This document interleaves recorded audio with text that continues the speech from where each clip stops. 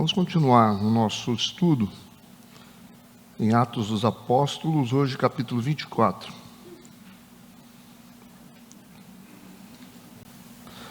Atos dos Apóstolos, capítulo 24. Capítulo 24. Continuando nosso estudo em Atos.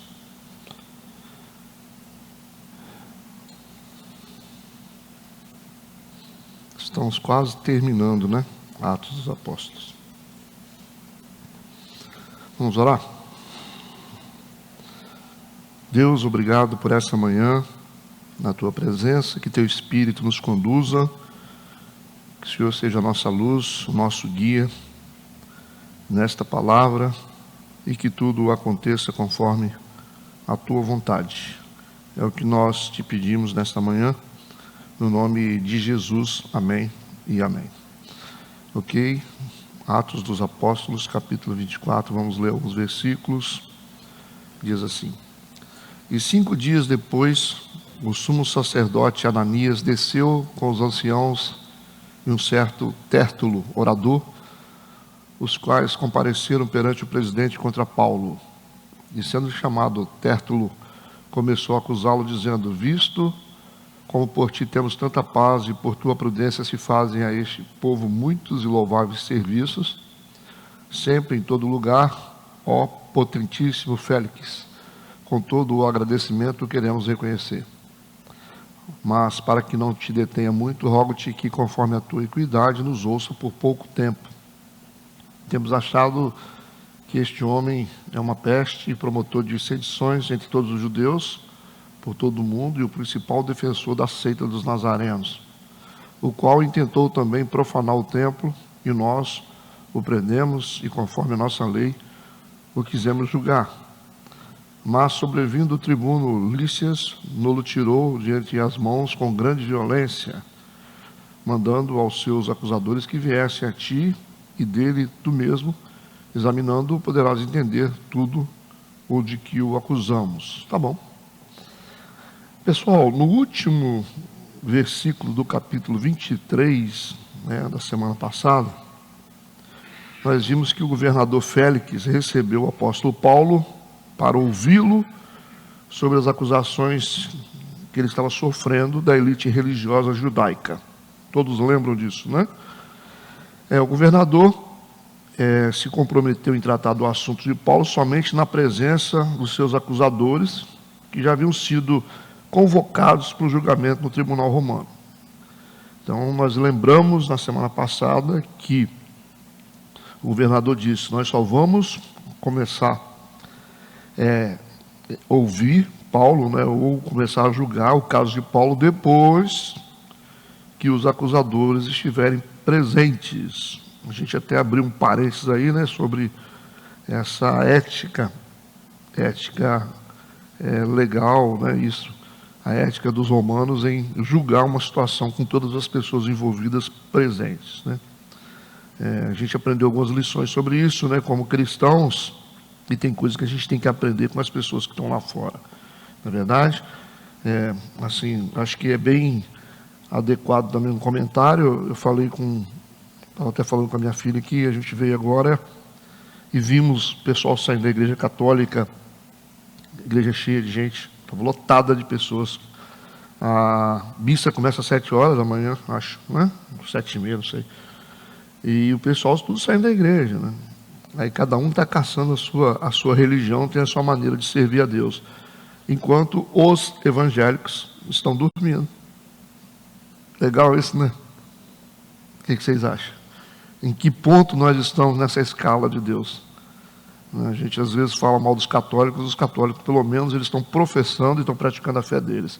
Eu acho que a gente vai ter surpresa depois no céu. Pode ter certeza.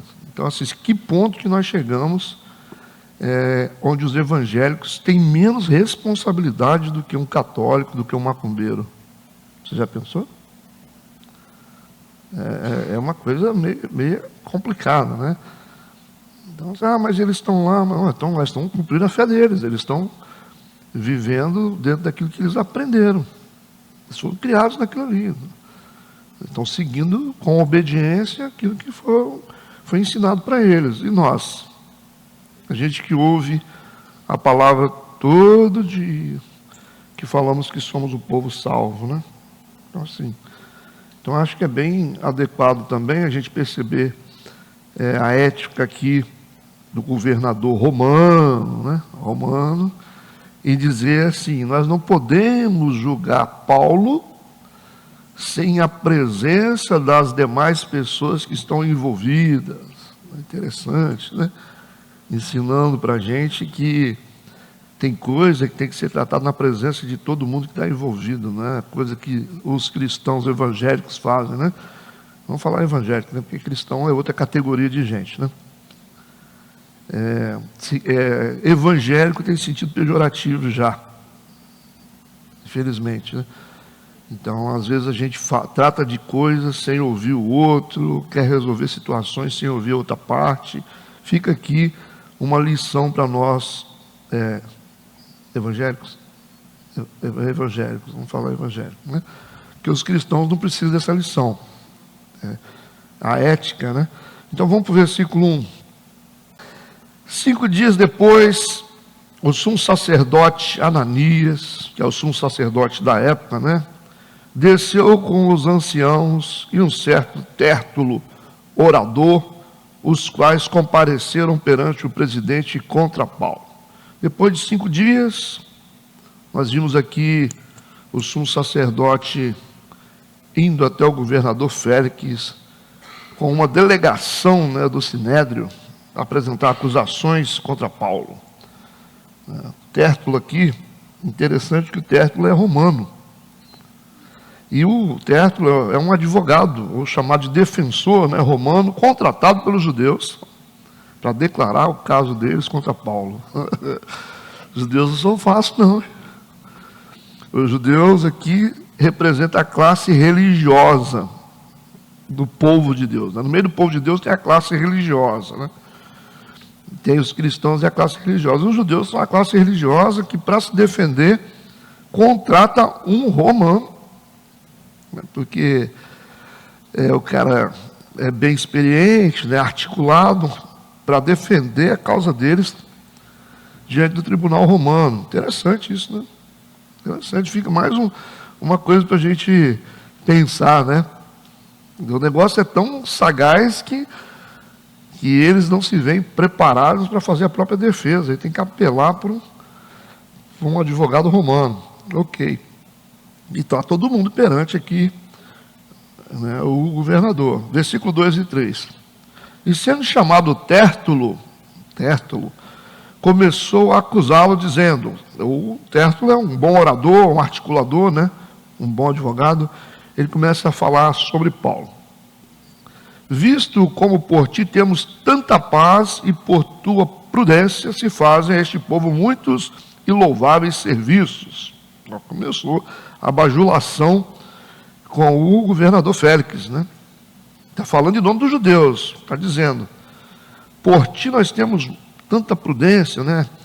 O senhor é muito sábio, o senhor faz um serviço, né? Serviços louváveis. Versículo 3, sempre e em todo lugar, ó potentíssimo Félix, ou chama ele de excelentíssimo, né? Assim como você deve estar diante de uma autoridade, né? Você tem que falar, né? Dar o crédito, o título certo para a pessoa. Ele diz: com todo o agradecimento queremos reconhecer. Então, eu quero que vocês prestem atenção nessa defesa aqui dos judeus, começando a elogiar o governador Félix romano, que é um homem extremamente severo, né? E aqui os judeus vêm com o advogado, o advogado está representando os judeus aqui. Então essas palavras aqui, elas estão sendo aqui avalizadas pelos judeus, certo? Por isso que chamou o Tértulo para poder fazer defesa. Que o Tértulo é o bajulador, é o advogado que chega diante do juiz e fala: ô, seu juiz, né? O senhor que é um homem tão assim, né? Tem feito tanto bem para a gente, né? Uma vez eu fui numa audiência, aí o advogado estava defendendo a empresa, que eu era preposto, né?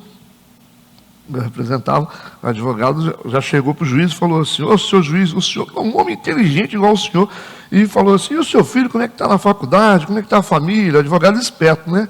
Já amoleceu o juiz. O juiz já ficou: não, meu filho está estudando. Ele já foi naquela parte mais sensível do juiz, já amaciou o juiz, os dois já estavam jogando bola lá, os dois. Coitado do advogado, estava defendendo outra pessoa, não conseguia acesso. É uma coisa louca, não deveria ser assim, né? Então a mesma coisa, é coisa de advogado esperto, ó, chamando aqui, né, o governador Félix de um homem extremamente, né, prudente, inteligente, tem louváveis serviços, sempre em todo lugar, e chama ele de potentíssimo Félix, com todo agradecimento queremos reconhecer. Começou bem, né? Então a gente percebe um nível de hipocrisia aqui, grandioso, que é da parte dos judeus, diante do governador Félix. A verdade é que os romanos sempre foram opressores do povo de Israel. Nessa época aqui, principalmente, eles sempre oprimiram o povo de Israel e a vida dos judeus não era fácil. Então não tinha justificativa para falar isso aqui. É melhor ficar quieto. Então está elogiando, ou seja, bajulando o governador, e, na verdade, de uma forma bem hipócrita, né? É uma política, a gente chama política rasteira, né? E sem vergonha, com o Félix, né? Só para destruir Paulo. Compreenderam o contexto? E a gente percebe que os religiosos não estavam querendo defender a causa de Deus, estavam atrás dos seus próprios interesses. Que ponto que chega a religião para atingir os seus objetivos? Não tem nada a ver com Deus. Eu digo que religião é o próprio diabo. Não é o próprio diabo, a religião é o diabo. Porque não tem condições. Versículo 4. Mas, ele continua, né? Mas para que não te detenha muito, para que o senhor não perca muito tempo, rogo-te que, conforme a tua equidade, nos ouça por pouco tempo. Aqui a técnica de bajulação, ela se torna mais evidente e, ao mesmo tempo, tem a intenção de que esse governador julgue a causa contra Paulo rapidamente, sem ouvir Paulo. Por isso que ele está dizendo: o senhor é tão ocupado, a gente não podia perder tempo com isso, podia já dar a sentença contra Paulo logo, né? É porque o senhor é ocupado, né? A gente não quer gastar o seu tempo. A mente do cara, né? Aí vamos para o versículo 5 e 6. Ele começa a dizer: temos achado que este homem é uma peste. Começa a falar que Paulo é uma praga, né? E promotor de sedições entre todos os judeus por todo o mundo. E o principal defensor da seita dos nazarenos, o qual intentou também profanar o templo, e nós o prendemos e, conforme a nossa lei, o quisemos julgar. Então eles estão acusando Paulo de ser uma peste, falando que o Paulo é uma praga, né? Que o Paulo é um promotor de sedições, que é um instigador de confusão, que é o principal defensor da seita, que está chamando os nazarenos de uma seita, né? Que ele é líder desse grupo religioso rebelde, e chama ele de profanador do templo, ou aquele que despreza ou zomba das coisas sagradas. É um monte de acusação contra Paulo, né? Versículo 7. Ele continua: mas sobrevindo o tribuno Lícias, está falando do tribuno que fez a intervenção quando eles queriam matar Paulo. O tribuno que tirou Paulo das mãos deles. Mas sobrevindo o tribuno Lícias, Nolo tirou de entre as mãos com grande violência. Aí já estão contando mentira aqui, e a falsidade deles aqui é intencional, e é uma acusação caluniosa contra um funcionário público de Roma. Estão fazendo uma acusação aqui contra o tribuno. Versículo 8. Mandando aos seus acusadores que viessem a ti, e dele, tu mesmo, examinando-o, poderás entender tudo o de que o acusamos. Aqui eles estão insinuando que, em vez do tribuno incomodar Félix com o caso, ele poderia simplesmente deixar o tribunal judeu tratar Paulo. Ele falou: não precisava trazer Paulo aqui para o senhor. Ele poderia ter deixado com a gente, que a gente ia resolver o problema dele. Aí nós temos aqui o governador Félix ouvindo, né? Versículo 9. E também os judeus o acusavam dizendo serem essas coisas assim. Então, o advogado romano, esse Tértulo aqui, ele assume a posição de quem fala em nome de todos os judeus de Jerusalém. Ok? Ele está dizendo, então, o que eu estou falando aqui para o senhor é o que todos os judeus pensam. Aí está o Félix aqui. Versículo 10. Paulo, porém, fazendo-lhe o presidente sinal que falasse, respondeu. Aí o governador fez o sinal para Paulo. Eles terminaram a fala deles, né, o Tértulo, o advogado. Aí esperou, ele olhou para o Paulo e falou, agora você pode falar. Né? Quando fez sinal, aí o Paulo vai dizer o seguinte, porque sei que já vai para muitos anos que dessa nação é juiz, como tanto melhor ânimo respondo por mim. Paulo não vai bajular ele, mas vai dizer para ele assim, ó, eu estou tranquilo para fazer a minha defesa, porque o senhor não é um homem burro. É isso que Paulo vai falar com ele. O senhor é inteligente. Então eu estou bem tranquilo aqui, porque eu conheço, né? Eu conheço, sabia que ele era o governador da Judéia naquela época, e ele disse, o senhor é um homem com longa experiência, é um oficial apto para julgar assuntos judaicos. O senhor conhece muito bem os judeus, o senhor conhece muito bem o judaísmo, o senhor está há muitos anos, tinha mais de 6 anos que ele era juiz ali, que ele que determinava as coisas. E falou, então eu não estou com dificuldade nenhuma de apresentar minha defesa, porque eu sei que o senhor tem experiência com isso. Não, tipo assim, é uma maneira de você falar para a pessoa assim, ó, você é um cara inteligente, você vai resolver isso aí. Há uma sutileza aqui de Paulo também, né, de falar, mexer um pouco com o ego dele e dizer, ó, com certeza o senhor não vai analisar essa situação de qualquer jeito. Com certeza o senhor vai ouvir as duas partes. Com certeza o senhor vai fazer a coisa certa. Paulo não bajulou ele, mas apelou para o bom senso dele em julgar de forma certa a situação.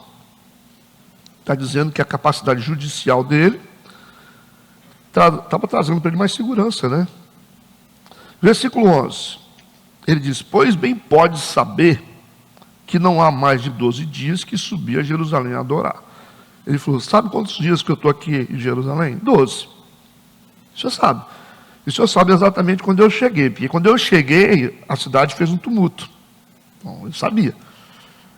E quando eu vim para cá, eu não vim aqui para poder atacar ninguém, eu vim aqui para adorar, porque era uma festa judaica. E o governador sabia exatamente da festa judaica, sabia que os peregrinos viriam para Jerusalém. E ele disse, com 12 dias que eu estou aqui, o senhor está ciente do tempo que eu estou aqui. Então eu não teria tempo hábil para poder fazer todas essas coisas aí que eles estão me acusando. Já começou por aí. Eu não teria tempo. Como é que eu ia fazer? Como é que eu ia ter tempo para ser um profanador do templo, que ele foi acusado de uma peste, promotor de sedições, principal defensor da seita, profanador do templo? Não dava conta de fazer isso tudo. Então, aí ele começa a usar a inteligência, né? Aqui. Nós estamos no versículo 11, né? E aí, o Paulo está dizendo, isso aí é incabível. Versículo 12, 13. E não me acharam no templo falando com alguém, nem amotinando o povo nas sinagogas, nem na cidade. Não me acharam.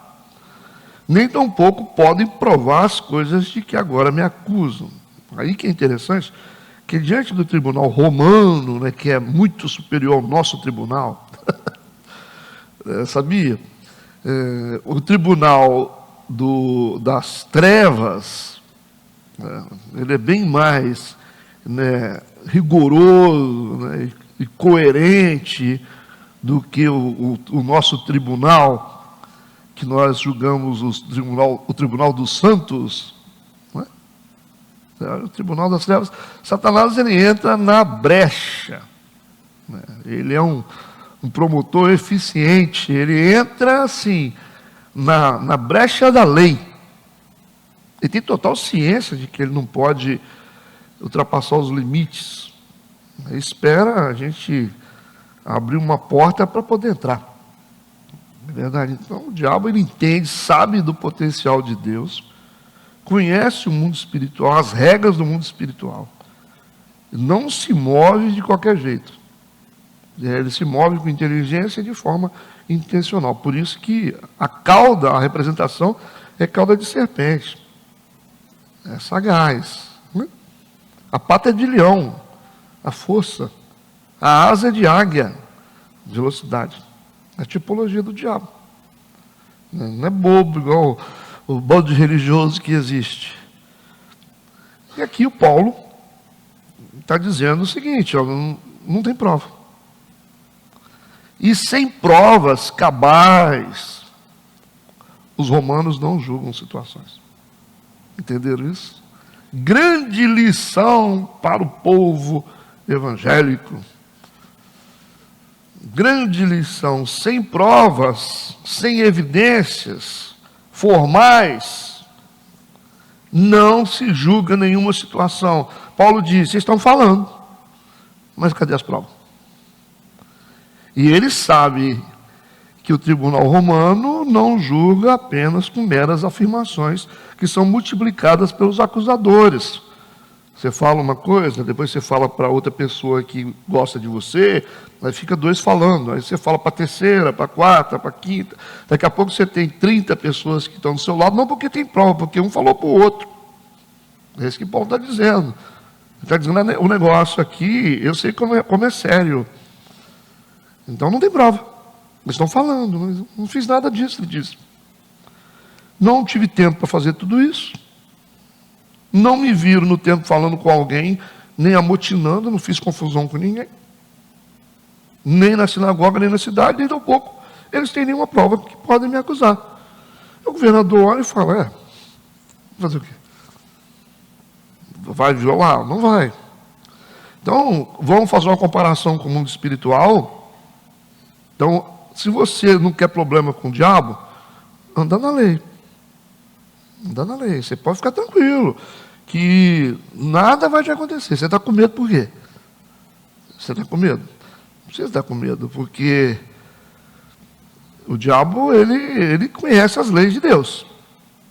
Vocês lembram lá quando os sátrapas, queriam acusar o Daniel, mas diz que não conseguiram achar nenhum tipo de acusação contra ele.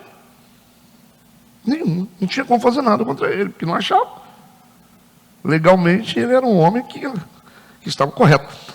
Aí ele falou, a gente vai ter que procurar na lei do Deus deles. E vamos ver se ele quebra a lei do Deus dele. Porque se quebrar a lei, a gente entra. Então, quando nós quebramos a lei do nosso Deus, já entra. Deu para entender?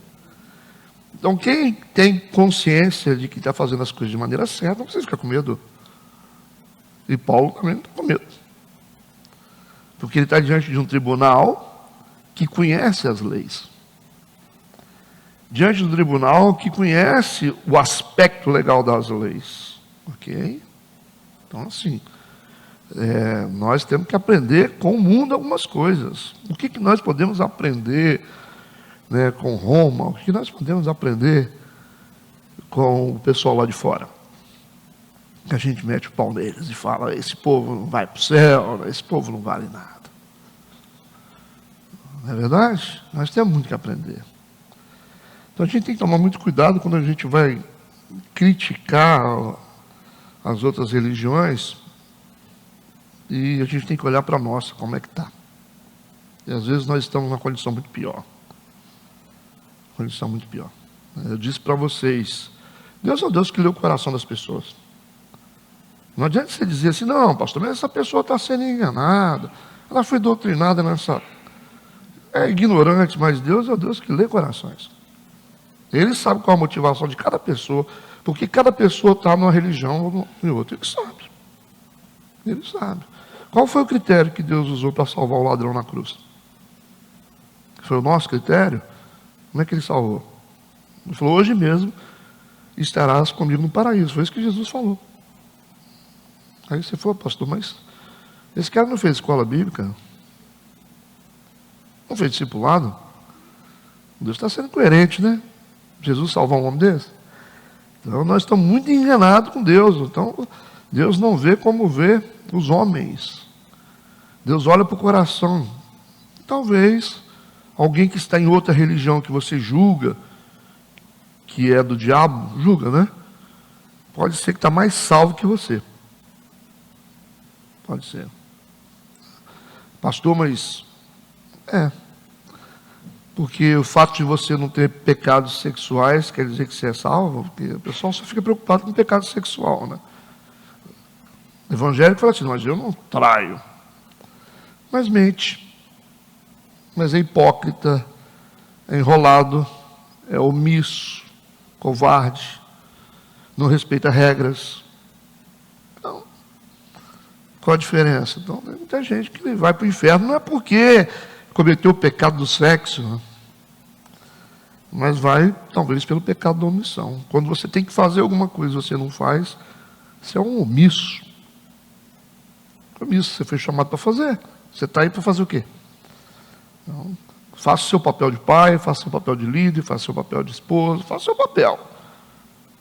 Faça aquilo que você foi chamado para fazer. Isso é ser justo, ok?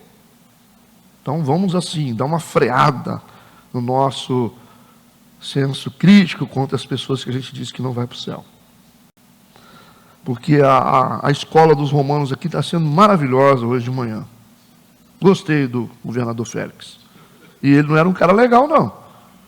Não era, não. Melhor que muito líder que tem por aí, né? Então, o Paulo tem ciência disso e está trafegando nesse aspecto da lei deles. Ele disse, não tem prova contra mim, tem palavras, meras afirmações, multiplicadas pelos acusadores, mas não existe prova cabal que comprove que eu sou um homem que estou amotinando, né? Estou fazendo tumulto aqui na sinagoga ou estou tentando profanar templo. Versículo 14. Aí o versículo 14 ele vai dizer, mas eu confesso-te isso, que conforme aquele caminho que chamam seita, certo? Assim sirva ao Deus dos nossos pais, crendo tudo quanto está escrito na lei e nos profetas. Ele falou, eu creio em tudo. E eu creio nesse caminho, sirva a Deus, é o Deus dos nossos pais, né? Os fariseus sabem o que é isso, e creio em tudo que está escrito na lei e nos profetas. O Paulo diz que tudo que ele crê está alinhado com a mesma lei que os judeus acusadores professam. Ele falou, a gente está no mesmo livro. Qual o problema?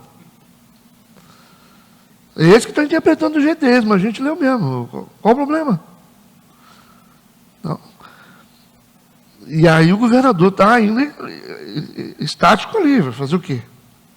Está indo bem, Paulo. Paulo é inteligente, né? Versículo 15. Tendo esperança em Deus, ele falou, como esses mesmos também esperam. Ele falou, eu creio no mesmo livro que eles creem, eu espero Deus como eles esperam. De que há de haver ressurreição de mortos. Ele falou, eu jogo junto com os fariseus. Os fariseus creem na ressurreição, eu também creio. Assim dos justos como dos injustos. Pronto, qual é o problema? Até então nada, né? Os romanos, eles não tinham nenhum problema que as nações que estavam submetidas a eles tivessem as suas crenças. Não era essa situação. Os romanos não tinham problema com isso. Nós dominamos vocês podem continuar adorando os deuses de vocês, pagam os impostos para a gente, e vocês não fazem nada sem falar com a gente. Só isso. É poder. Os romanos querem poder, e eles não estão preocupados. Vocês adoram com Deus. Que isso é muito comum, gente. Politeísmo é muito comum na antiguidade. São milhares de deuses. Então, cada nação que eles dominavam, o Império Romano dominou o mundo. Algumas regiões não, né? Mas, assim, teoricamente dominaram o mundo. E eles chegavam nas regiões, os caras estão lá, adoram o Deus dele. Tá bom. O outro adora o seu Deus. Era muita gente adorando muitos deuses. Então, eles não querem. Se eles forem se preocupar com isso, eles não iam dar conta. Então eles falam assim, você adora Deus? Isso não tem problema no Império Romano. Não tem problema, não implica nas nossas leis. Certo? O cara que está julgando está dizendo isso. Não temos problemas com a adoração ao Deus próprio de vocês. E o Félix, ele sabia da divergência que havia entre os fariseus e os saduceus. Ele sabia. Ele falou, interessante, vocês vêm acusar, né? Eu estou conjecturando o pensamento dele. Está acusando Paulo de fazer parte de uma seita. Mas vocês mesmos se dividem. Vocês estudam o mesmo livro, mas fariseu acredita em todo o Antigo Testamento e os saduceus só nos 5 primeiros, no Pentateuco. Então vocês mesmos estão divididos de pensamento e de interpretação. Entenderam isso? Então qual o problema de ter mais um que também diverge? Paulo é muito esperto, não tem condição. É muito inteligente. Então isso aqui é assunto para gente inteligente. Percebe como a gente tem que trafegar nas leis com cuidado? Os crentes precisam trafegar dentro das leis humanas com muito cuidado. Se você fala assim, não, porque eu estou arranjando problema, porque o diabo faz barulho. O diabo é um terrorista. Ele faz barulho, ameaça, intimida, fala, você vai morrer, você vai perder tudo. Ele gosta disso, ele não tem nada consumado. Nós temos as promessas de Deus. Então, o diabo, ele sugestiona a gente a desacreditar nas promessas de Deus. Por isso que Paulo falou, né, a gente tem que levar o nosso pensamento cativo à obediência de Cristo, porque se você não deixar os seus pensamentos cativos na obediência à palavra de Deus, o diabo vai corromper isso. Tá? Ele vai tirar isso, ele vai contar mentira contra aquilo que Deus falou que é verdade. Esse é o jogo do diabo. Ele diz, você é um escolhido. O diabo fala, não, você não é. E se você acreditar, isso significa que ele conseguiu militar contra as verdades de Deus e conseguiu vencer. Então a guerra que a gente enfrenta começa na cabeça. Você não acredita que você é salvo, você não acredita que você é uma pessoa que Deus te ama. E aí você vai se decompondo por isso, porque as mentiras começam a entrar contra as verdades de Deus. Paulo, vocês precisam renovar a mente de vocês e manter a mente de vocês cativa a Cristo, se sujeitar a Cristo, porque senão o diabo vai corrompê-la. É como se você tivesse um muro, que esse muro fosse derrubado. E o diabo entrou e contou mentira, você acreditou. A maioria das pessoas do mundo sofre por coisas que nem aconteceram. A pessoa fica lá, mas por quê? Por quê? Porque não me ama. Você pensa isso. Porque Deus me abandonou. Você pensa isso. Não é a realidade. Lembra do que eu falei com vocês? Que a gente tem que substituir a verdade de Deus por aquilo que nós pensamos. A gente pensa um monte de coisa. E quem está mal pensa tudo. Mas eu não sou feliz. Que eu não consigo, ninguém gosta de mim. Porque isso é coisa da sua cabeça. Não é a realidade. Então é melhor você tirar essas mentiras e colocar a verdade de Deus. É o melhor caminho. E olha que a verdade de Deus já está consolidada aqui. Ó. Vocês têm aí nos celulares de vocês. A Constituição do povo de Deus está aí. É só você se voltar para ela. Está escrito. Está acessível. Da mão de todo mundo aí. Vai lá de vez em quando, dá uma olhadinha no que é a verdade e crê nisso. Compreende? Então nós temos aqui Paulo está usando um argumento e dizendo o seguinte, nós acreditamos no mesmo livro. Os 3 grupos, saduceus, fariseus e eu, que eles chamam de seita. Mas eles interpretam do jeito deles, eu interpreto do meu jeito e tudo bem, né? Ele falou, esse é o meu crime. Ele falou, eu confesso a isso. Até então está tudo bem. Versículo 16. E por isso procuro sempre ter uma consciência sem ofensa, tanto para com Deus como para com os homens. Paulo diz que ele sempre se esforça para estar bem, tanto com Deus como com os homens. E só de olhar para o Paulo, o Félix já percebeu que ele é um homem extremamente equilibrado. Ele falou, eu tenho cara de quem arranja problema? Não arranja problema. Percebe? A inteligência, a maneira de lidar com as leis, a maneira de lidar com as coisas, os aspectos legais da vida, certo? Viva direito, respeite as leis, ande certo, que o diabo será só uma ameaça na sua vida. Não vai poder parar nada. Vai ser só ameaça, só vai ficar fazendo barulho. Ande certo. Mas quando não der certo lá na frente, pode ter certeza de uma coisa. Alguma coisa não foi feita certo. Porque esse negócio de achar que as coisas acontecem com a gente de graça, isso também é mentira. Não acontece. A gente sempre erra em algum ponto. Só que a gente não lembra. Então, tudo que a gente passa de dificuldade é resultado de algo que foi quebrado no mundo espiritual. Você não lembra, mas foi. Você falou, você fez, você não fez. Então, alguma coisa vai acontecer. Essa é a lei natural das coisas.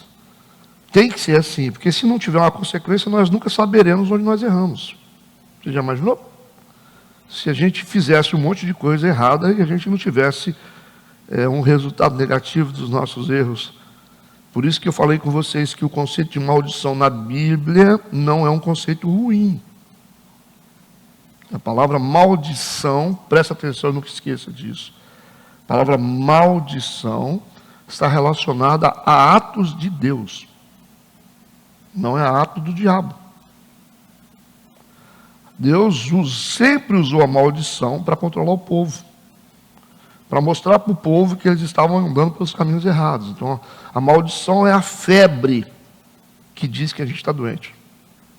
A maldição é a consequência que diz que você está indo pelo caminho errado. Então, Deus usa a maldição, sempre usou, com toda a geração, as gerações que passaram, para mostrar para o povo, olha, vocês estão fazendo errado.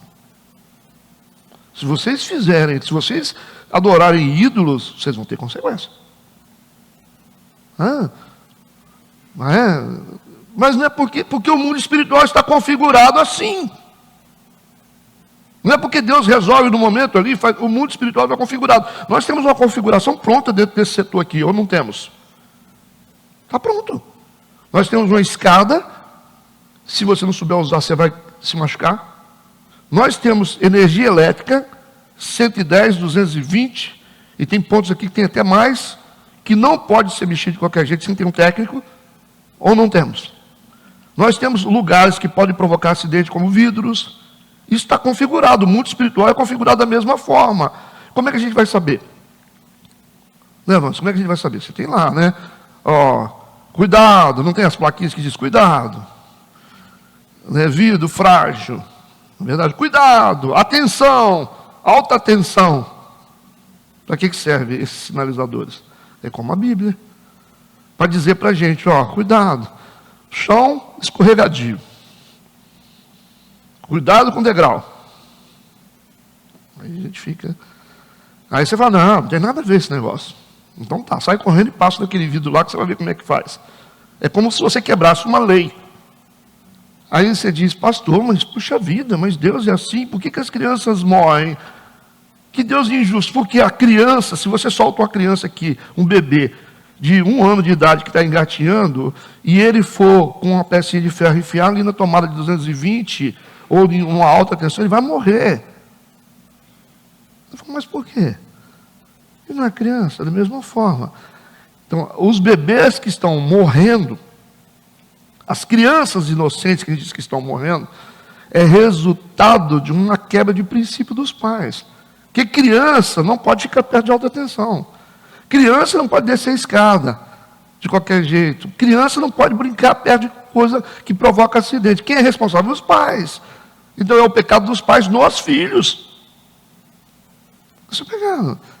Por que uma criança está... Porque nós estamos quebrando lei, gente. Deus não permite que nada aconteça sem violação da lei, porque Deus é um justo juiz. Deu para entender? Então, por mais que a criança seja inocente, por mais que você ame a criança, se ela quebrar qualquer uma dessas leis, ela vai se machucar. Então, nós somos os guardiões da criança. Mas vai chegar um tempo que ela vai ter que guardar essa lei sozinha. Não é verdade? Não tem como mais. Tem criança por aí que cresceu, que está tendo que guardar a lei sozinha. De vez em quando ele se machuca, né? A gente não está lá para cuidar. Deu para entender o que eu falei aqui, para você poder... Fiz uma figura aqui. O mundo espiritual da mesma forma, está configurado, está pronto. O que Deus faz é o seguinte, Deus chega sempre assim, não sobe a escada. Você é um bebê. Aí quando não tem jeito, ele pega e levanta que a gente chama, que é esse mover profético, o profeta vem, ei, não sobe a escada. Quando o troço está aí, você vai continuar subindo a escada. Mas não tem jeito. Vai subir a escada, né? De qualquer jeito, que é o da escada.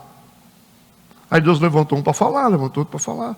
Qualquer criança que se mover aqui de forma errada, nas áreas de risco, quando os pais não virem ou forem omissos, Deus vai levantar um profeta na hora.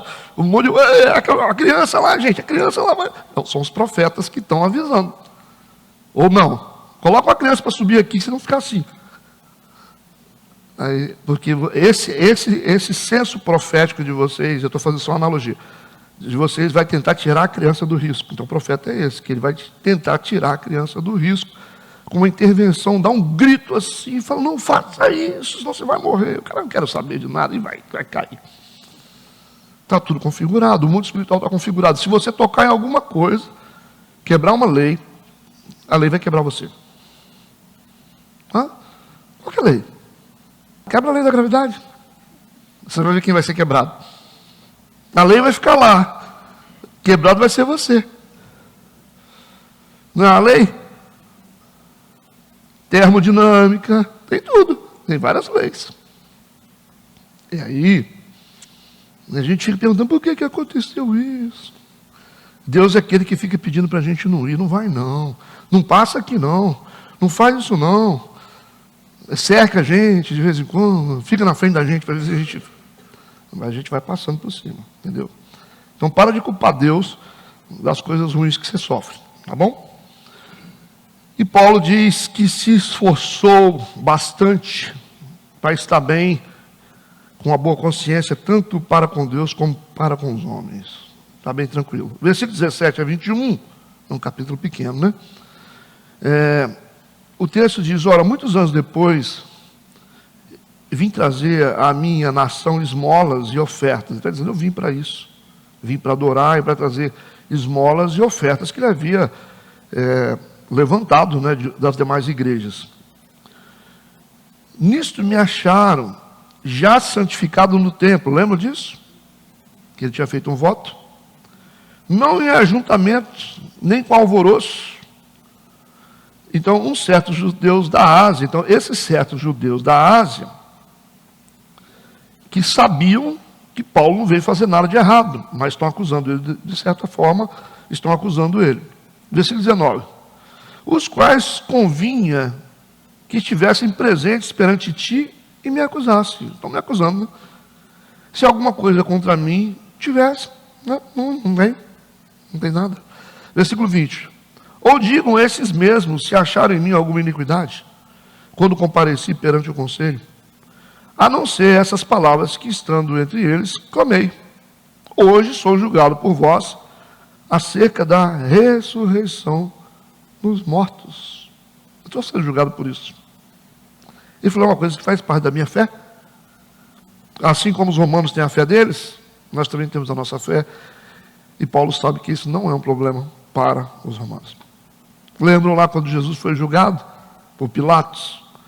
Era um troço tão irracional e tão ridículo que o Pilatos não queria julgar. Ele falou, não tem condição um negócio desse, o cara não tem culpa de nada. Vocês estão inventando moda. Aí o Pilatos joga para Herodes.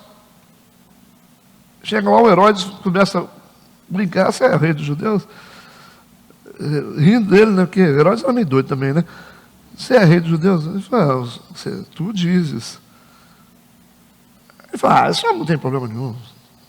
Não conseguiu manter preso. Jesus falou, eu sou a verdade. Eu ando na verdade. Onde tem verdade, há liberdade. Herodes falou, não, pode libertar, não tem jeito. Não. Pode deixar esse homem para lá. Aí vai para a mão, aí eles insistem e vai para a mão do Pilatos de novo. Aí o Pilatos, pelo amor de Deus, de novo. E eles estão insistindo. O Pilatos, vocês sabem o que acontece quando vocês julgam alguém que é inocente, quando vocês condenam alguém que é inocente. Vocês estão sabendo, né? Vocês vão ter problema, hein? Ó, que o Deus de vocês vai cobrar de vocês. Aos judeus, não, que venha sobre nós, toda a maldição. Aí o Pilatos foi lá e lavou a mão dele, falou, vou lavar minhas mãos no ato profético. Porque a mulher do Pilatos estava desconfiada. Esse camarada, ele não é normal. Ele não fez nada de errado. Tinha o João Batista também, vamos tomar cuidado, hein? Ela botou temor no Pilatos. O Pilatos foi lá, pegou a bacia, um ato simbólico, lavou as mãos. Estou lavando as minhas mãos, ou seja, eu não tenho culpa de nada. Vocês estão querendo matar o inocente, tudo bem, mas eu estou fora. E ali ele tirou todo o peso de Roma, naquele ato profético. E aí depois, quando Jesus foi crucificado, com 33 anos, no ano 70, você vai ver o que vai acontecer com os judeus. O templo vai ser profanado, vai ser uma matança, porque os próprios romanos vão destruir o templo, vão queimar o templo, vão matar mulheres grávidas, vai ter uma rebelião terrível. Por quê? Porque foi a maldição que eles invocaram sobre eles, quando eles assumiram, que caia sobre nós a maldição. Né? Estão lidando com Deus que eu acho que eles não conhecem.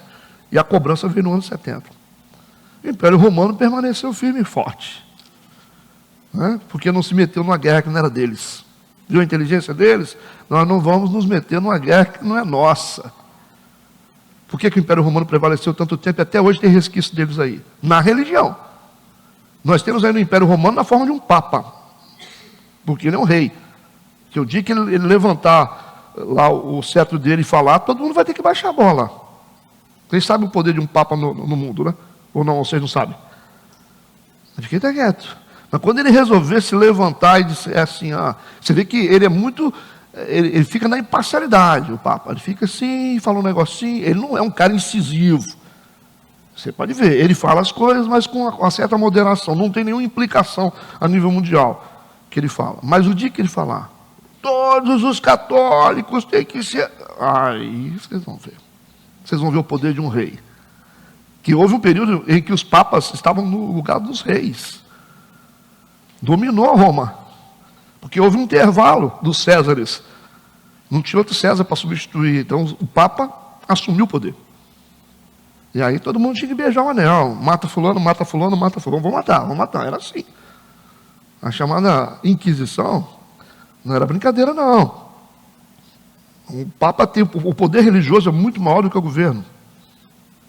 Que você move um povo pela fé muito mais do que politicamente. Vocês acham que não? O que está acontecendo no Oriente hoje? Aquilo é fé, gente. E um povo inflamado na religião, ele mata, morre, o cara joga avião em prédio, não quer saber de nada. A religião é um troço muito poderoso. Então o maior poder está na mão da igreja. A igreja católica está quieta aí, ó. Tudo que está acontecendo com a política, está todo mundo quieto. Mas quando começar a se mover, você vai ver que vai acontecer. Entenderam? Então o poder de Roma é um poder por saber trafegar nos aspectos legais. Sabe trafegar nos aspectos legais. Por isso que deita e rola sobre os chamados evangélicos. Ainda, né? Eu não estou fazendo vocês desistirem. Eu quero que vocês deixem de ser evangélicos para serem cristãos. Topa? Então Félix, havendo ouvido essas coisas, lhe expôs dilação dizendo: havendo me informado melhor deste caminho, quando o tribuno Lícias tiver descido, então tomarei inteiro conhecimento dos vossos negócios. Mais um ato de inteligência e ética. Ele falou assim, os judeus acusaram, aqui vocês lembram, né, que o tribuno Lícias foi acusado de ser violento, de ser arbitrário. E aí o governador falou, não, vamos esperar ele chegar. Eu quero ouvir o argumento dele. Eu quero saber... Olha só, ele ouve o argumento dos judeus, acusadores, ouve o argumento do Paulo, agora ele quer uma terceira fala. Gente, que inteligência, cara. Que ética é essa? Ele quer ouvir, eu preciso ouvir o terceiro. Porque você fala uma coisa, você fala outra, agora eu quero ouvir a opinião de alguém da minha confiança. Deixa o Ulisses chegar aqui. Quando ele chegar, eu vou tomar inteiro conhecimento dos negócios, saber quem é que está certo e quem é que está errado. Certo? Agora, no versículo 23, e mandou ao centurião que o guardasse em prisão. Ele vai botar o Paulo na cadeia de novo. É lógico. O que é melhor? Julgar de forma errada ou esperar chegar a testemunha? Vamos esperar. E Paulo ficou preso. Só que a prisão de Paulo não foi uma prisão ruim. Foi tratado com brandura, olha o 23. E que a ninguém dos seus proibisse servi-lo ou vir ter com ele. Olha, gente, tudo tem propósito. Falou, Paulo, você vai ficar preso, esperando a chegada do tribuno, só que a prisão vai ser aquela prisão tranquila. Você vai poder fazer o que você quiser, vai poder tomar banho de piscina, estou brincando. Você vai ficar na prisão, só que você tem direito que você quiser. Você quer comer qualquer coisa, você vai comer, você vai ser bem tratado. Determinou, ele vai ser bem tratado porque ele está sendo acusado. Está sendo só acusado, calma lá. Ninguém tem certeza de nada. Percebe isso? Ele vai ficar dentro da prisão com todos os direitos que ele tem e pode receber visita também. É essa visita que foi boa. Que o Lucas vai visitar ele. E na visita de Lucas vai sair o livro chamado Atos dos Apóstolos. Foi ali que Paulo contou a história, Lucas anotou, sob a supervisão de Paulo, e nasceu esse livro, Atos dos Apóstolos. O filme mostra isso, né? Do apóstolo Paulo. Ele teve aquela prisão tranquila, né? O governador Félix quer que Paulo esteja detido. É lógico, né? Lógico ou não? Ele não tem certeza de nada, né? Até a chegada do Lícias, mas exige que ele seja tratado com respeito e tolerância. Vai ter visita toda hora. Versículo 24. Enquanto isso, nesse tempo de 2 anos, vai ficar preso durante 2 anos. Né? Quem é que prendeu Paulo? Vocês acham? Deus. Foi Deus que prendeu. E Paulo está preocupado com isso? Não está, porque, na verdade, é o tempo que ele precisa para poder escrever para a igreja. Escrever para a igreja. E aí, durante esse período de prisão, alguns dias depois, vindo Félix com sua mulher Drusila, essa mulher, ela é judia, de origem judaica, só que ela era filha de Agripa. É um troço terrível. Ela é de uma descendência, depois você estuda sobre ela. A descendência dessa mulher é terrível, ela não é uma boa pessoa, mas curiosa, porque tem origem judaica, então ela falou, eu quero entender essa situação ali, eu queria entender, porque esse negócio de judeu, né? Aí o Félix leva ela, mandou chamar Paulo, e ouviu acerca da fé em Cristo. Ficou curioso para saber. Que legal. Você viu? Vai pregar para eles, o resultado dessa pregação, pastor, vai se converter, não vai se converter. Não é esse o problema. Paulo não tem esse problema. Paulo tem que pregar. A função de Paulo é testemunhar Jesus, como a função de todos os cristãos, testemunhar Jesus. Mas, pastor, e quem vai ser salvo? Isso é problema de Deus. Não é nosso problema. A gente tem esse afã, eu tenho que ganhar almas. A gente tem isso, eu entendo, tudo bem. Tem que ganhar almas. Quem ganha almas é o Espírito Santo. Porque é ele que convence, ou não? É ele que convence? Ou é você que convence? Vocês perceberam que tem gente que vem para a igreja, ouve uma mensagem e se converte? Tem outros que você gasta 10 anos e fica do mesmo jeito. Então não é questão de argumento. Não é questão de argumento. Então qual é a missão da igreja? É contabilizar almas? Quantas almas você viu? Eu tenho 35. E você? Eu tenho 15. Você tem que lutar, que você vai ver. Vamos fazer um negócio, você vai conseguir 50. Aí fica todo mundo competindo. A gente não tem possibilidade de fazer isso. O fato da igreja crescer não significa que a igreja está saudável. Lógico que ser saudável também gera crescimento. Mas nem todo crescimento é saudável, porque câncer cresce também. Às vezes você tem uma igreja que inchou por causa de uma infecção. Você multiplicou um problema. Quem dá crescimento é Deus. A gente planta, o outro rega. Mas quem dá o crescimento? Deus. Isso significa que se você fizer a coisa certa, trabalhar de forma certa, o crescimento é inevitável. Você não precisa dizer para uma criança crescer. Você não precisa dizer para a igreja crescer. Você não precisa fazer método de crescimento para a igreja. Vamos fazer um método de crescimento. Vamos fazer método de crescimento. Qual o crescimento que você quer? Você quer números ou você quer um crescimento saudável? Então, nossa função é testemunhar Jesus Cristo. Não tem nenhuma parte na Bíblia que diz que os discípulos tinham que botar a faca no pescoço da galera e dizer, você tem que se converter. A gente vê a orientação de Jesus. Vocês pregam o evangelho, testemunhem lá, né? Testemunha que Jesus ressuscitou e que Ele é Deus. E se o pessoal não ouvir, bate a sandália dos pés e vai embora. Vocês fizeram a parte de vocês. Porque Deus está dizendo, eu preciso do testemunho de vocês para que eu possa julgar esse povo. Eu preciso. Eu não posso julgar um povo se eles não estiverem moralmente conscientes da realidade. Deus é assim. Deus não pode punir uma pessoa que não foi avisada. Eu não posso cobrar de quem não sabe. Então nós temos que entender o propósito da nossa missão cristã. É testemunhar. Ide por todo mundo. Ide por todo mundo. E testemunhe. Testemunhe. Pastor, vai fazer discípulo? Lógico, o discípulo quando ele é impactado, ele vai virar discípulo mesmo, o cara vai virar discípulo. Nós vamos fazer discípulo. Lógico, vai ter alguém que vai concordar com aquilo que nós estamos fazendo e vai ajudar a gente. Só que a nossa missão é testemunhar. Testemunhar, ser uma testemunha da ressurreição, ser uma testemunha de Cristo na terra. E aí, o que é isso? A pessoa precisa olhar para você e falar assim, Cristo ressuscitou mesmo, hein? Ressuscitou porque esse cara mudou, hein? Certo? Não é questão só de palavras, é questão de testemunhar também através da própria vida. Porque as pessoas vão ter que olhar para nós e através da nossa conduta, da nossa fala, da nossa maneira de ser, elas vão acreditar que realmente Jesus é Deus e que Ele ressuscitou. Isso é um impacto na vida das pessoas.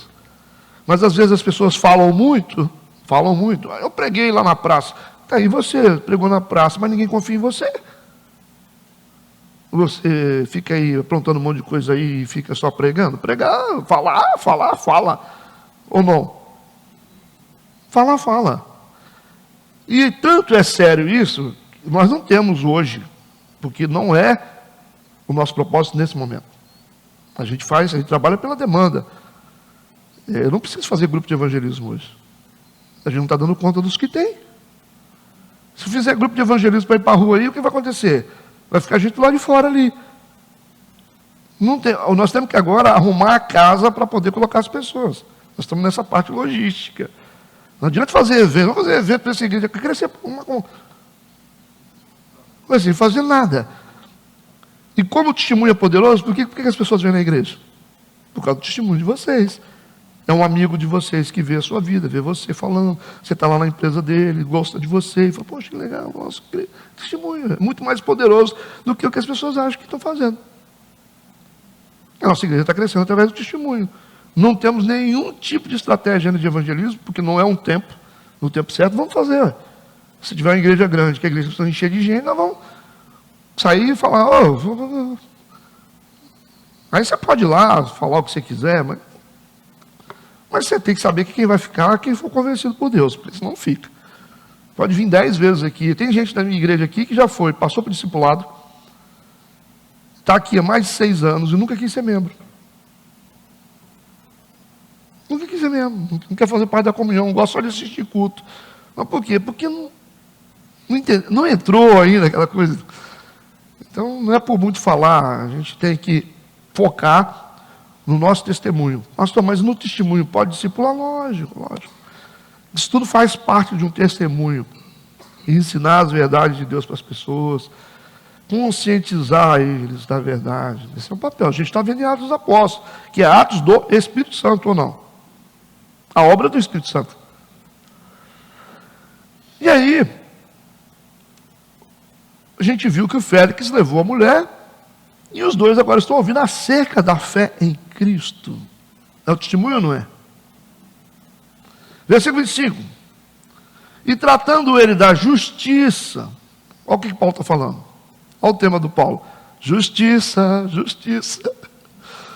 E o Félix está ouvindo, precisando do Paulo, fala assim, me solta, Félix. Ô Félix, me solta, rapaz. Não, Paulo só está falando sobre a justiça. O que é ser justo? O que é ser justo? Nós temos aqui um governador romano. O romano é assim, né? Faz qualquer coisa para ficar por cima, para ter poder. E a gente sabe que os governadores romanos eram carrascos, eram cruéis, né? Vocês sabem disso. Não precisa explicar. Apesar deles terem toda essa organização, mas os povos eram massacrados por eles. A supremacia do Império Romano era muito grande. E aí Paulo está ensinando eles sobre justiça, que o cara já está balançando. Porque muitas vezes, com certeza, o Félix foi injusto em alguma coisa. E Paulo está falando sobre temperança, domínio próprio, está ensinando para ele o que o Espírito Santo faz na vida da pessoa. E está falando do juízo vindouro, está falando de ir para o céu. Falou, ó, Deus vai vir julgar os homens, ó, cuidado. E aí, Félix, espavorido, começou a tremer, o governador. Porque Paulo falou a verdade para ele, pregou para ele, falou das realidades para ele sobre da justiça, do domínio próprio e do juízo vindouro, falou sobre céu, falou sobre tudo isso, falou sobre arrebatamento, e agora o Félix está com as pernas bambas, pela verdade. E respondeu, depois de estar morrendo de medo, ele falou, será que eu vou para o inferno? Será que eu vou para o inferno? E com medo, ele fala para Paulo, agora vai, tio, volta lá para a prisão. E na próxima oportunidade eu te chamo, ele falou. E ele ficou assim, né? Pelo amor de Deus, eu mexer com esse homem é difícil demais, né?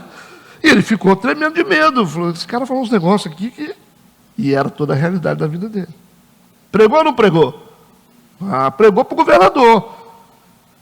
Então o que é melhor? Ele começou de cima para baixo, irmão. Ele pega o cabeça, dissemina aquela realidade toda. Estratégia divina.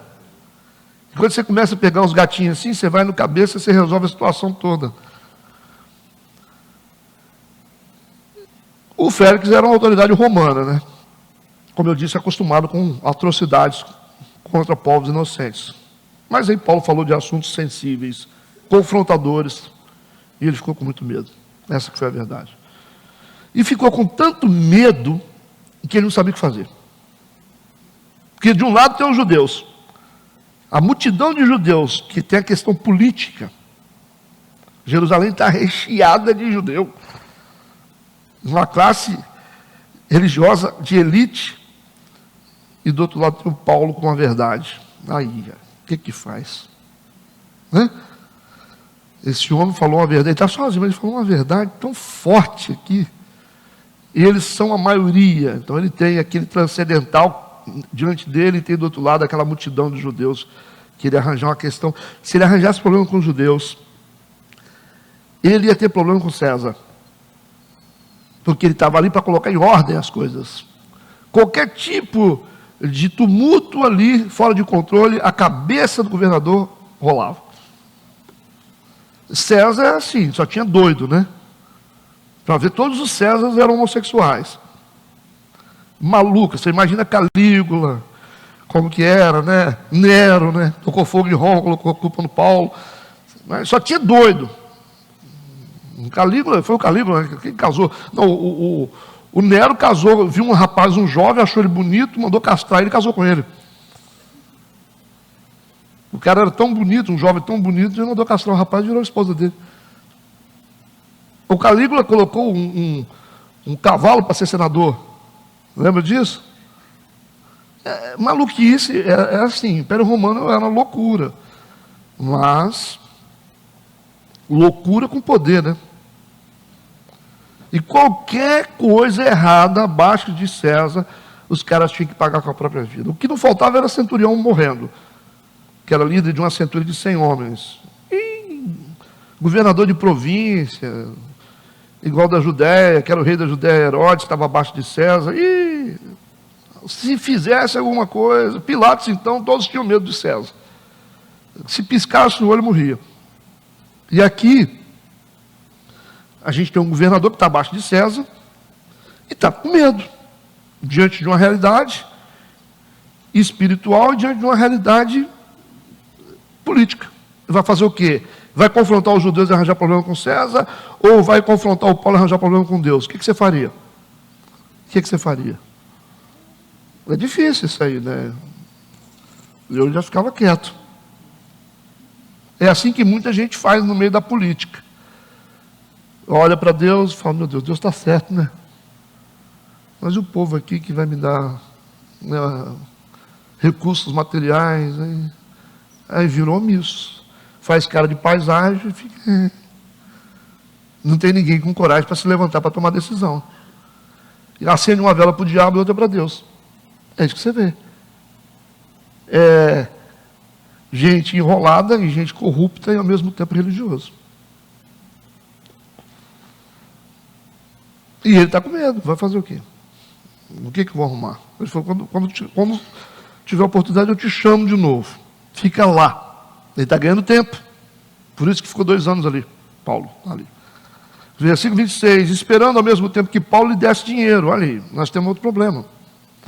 Isso era muito comum, um suborno de juízes. Quando você tinha um cara que estava sendo julgado que tivesse dinheiro, você coloca o dinheiro na mão do juiz, bom, vai embora, pode estar liberado. Ele está esperando um suborno. Hoje não existe isso, né? Graças a Deus, né? Vender sentença? Tem? Misericórdia, mas tem. Essa turma vai estar no inferno, você pode ter certeza, que foi chamado para julgar uma situação. Você imagina o papel de um juiz? Decidir a vida das pessoas, e são corruptos, mas o inferno está esperando eles lá, pode ter certeza. Esperando, ao mesmo tempo que Paulo lhe desse dinheiro, para que o soltasse, pelo que também muitas vezes o mandava chamar e falava com ele. Ele queria ouvir Paulo, está vendo? Enquanto isso, ele estava preso a essa realidade da pregação de Paulo. Agora no versículo 27, passados 2 anos, por que 2 anos? Porque ele não sabe o que faz. Eu vou esperar acabar meu mandato. Exatamente isso. Não é melhor esperar acabar o mandato do que você fazer alguma coisa relevante? Gente, a Bíblia é muito atualizada, né? Passados 2 anos, Félix teve por sucessor Apóstolo Festo. Vou aposentar agora, deixa essa bomba na mão do outro, né? Deixa essa dívida aí na mão do outro, que eu não vou entrar nisso. O romano não é bobo, não. Ele teve por sucessor Pórcio Festo, e querendo Félix comprazer aos judeus, deixou Paulo preso. Cara, não é o que a gente acha que é certo, mas no lugar dele, a gente faria a mesma coisa. A gente faria a mesma coisa no lugar dele. A maioria de nós faríamos a mesma coisa. Vai fazer o quê? Vai lutar contra os judeus? Contra a política? Vai arranjar problema com César? Ou você vai arranjar problema com Deus? E aí você fala, eu não mato ele, não posso matar que eu vou arranjar problema com Deus, e também não solto, deixo ele preso, acabou meu mandato, eu vou aposentadoria e fico sossegado. Estratégia, né? Deixou Paulo preso. E quem foi responsável pela sentença depois não foi ele. Ele foi vencido pela tentação de querer agradar os judeus e estava com medo de Deus. O Paulo passou por uma provação terrível, por ter que ficar preso durante muito tempo, 2 anos, né? Mas ao mesmo tempo, esse período foi remédio para o espírito dele. Vocês sabem disso. Porque a vida de Paulo estava nas mãos de Deus. O Félix nunca o impediu de receber visitas, que eu disse para vocês. E assim ele aproveitava essas visitas para levar cartas para a igreja. E aí o Lucas foi lá e falou, Paulo, o que você tem para dizer? Só anota aí. Eu vou te falar o que aconteceu. Aí Atos dos Apóstolos foi bem escrito por um doutor, né? Você vê a precisão do Lucas na escritura de Atos dos Apóstolos, é tremenda. E o Lucas passou muito tempo com ele e aprendeu muita coisa com ele. Muita coisa com ele. Tudo bem? Fechamos por hoje. Alguém quer comentar alguma coisa sobre isso?